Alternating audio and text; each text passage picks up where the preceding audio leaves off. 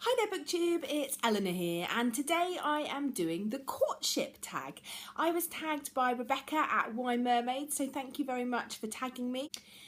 The original tag is from Leah at Hill Loves Books, so I will link both of those below and you should check them both out because they're really good booktubers and I love watching both of them.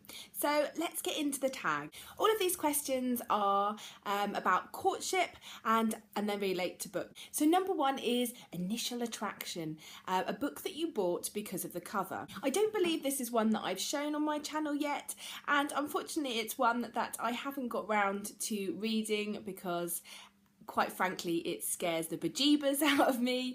I hope to one day, and I'm sure it won't be half as bad as I think it is, but for the moment I just love looking at it beautiful on my shelf.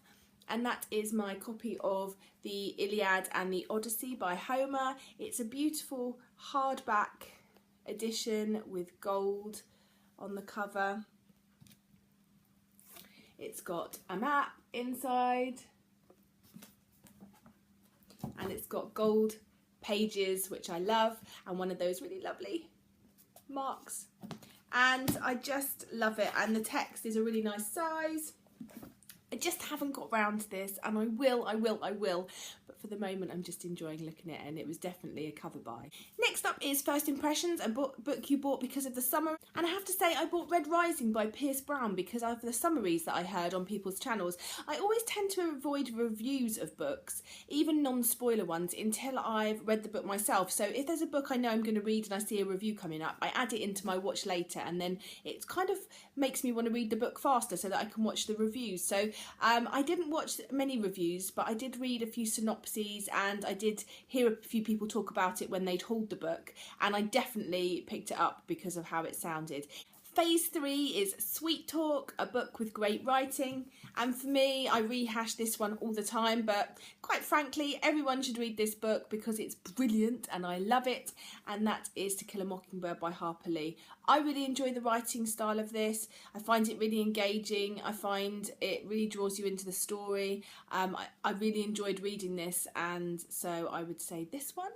I hasten to add with this, I'm not really what I would call a connoisseur of great writing. I don't tend to read books that are classed necessarily as, you know, literary, best fiction, you know, best written novels, although I don't shy away from them. If I fancy reading them, I will.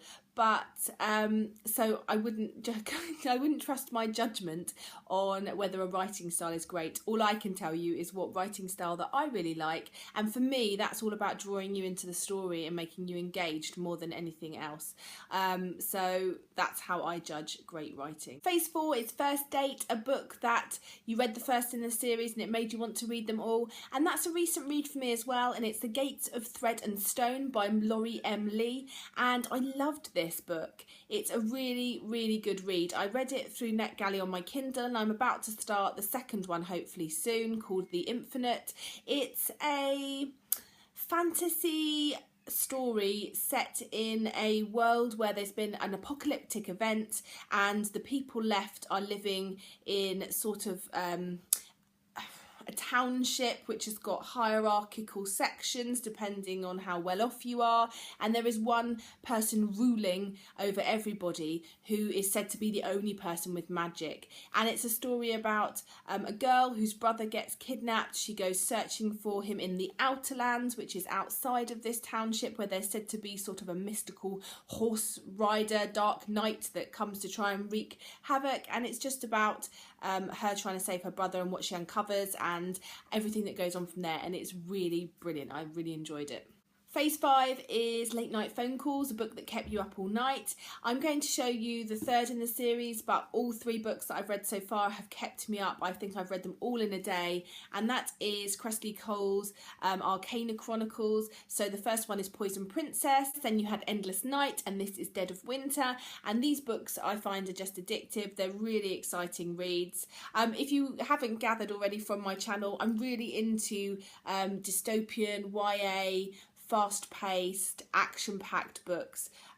That's what I look for when I'm reading often. I just want a bit of escapism. I have a full-on day with a toddler and I just like to read something that takes me out of myself and just really just races along and makes me get excited. So that's not to say I don't read other books, but this for me was the epitome of everything that I enjoy, and I'm definitely going to be staying up all night when I get my hands on the fourth one when it comes out.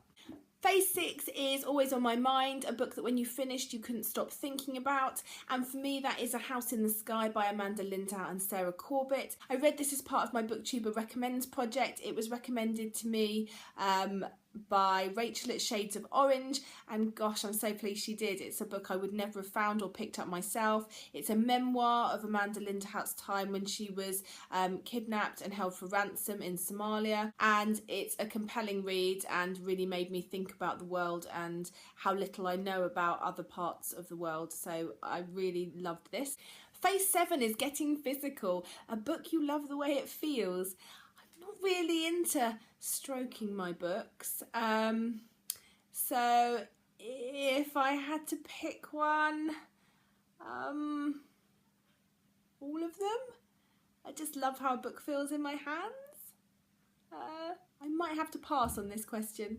Number 8 is Meeting the Family, a book that you would recommend to friends and family. And for me, I know what type of books my friends and family like, and I would definitely recommend The Storied Life of A.J. Thickery to them, because by Gabrielle Zevin, because I know that they would all enjoy it. Phase 9 is Thinking About the Future, and a book that you feel that you might reread over and over again. As I've probably said on this channel before, I'm not a rereader, but if I was going to reread a book, then that probably is going to be To Kill a Mockingbird by Harper Lee. And I think actually this may be one of my only rereads when it comes the time for Go Set a Watchman to come out. I may reread this first, I don't know. Also, I will eventually probably reread Harry Potter, probably to my daughter when she's a bit older, but for the time being, I'm quite happy just remembering it as my first time. Phase 10 is Share the Love, Who Do You Want to Tag? And I've made a little list, so I shall read out. I would like to tag Sam at ColdTeaAndCrumbs, Lee of Lee Reader,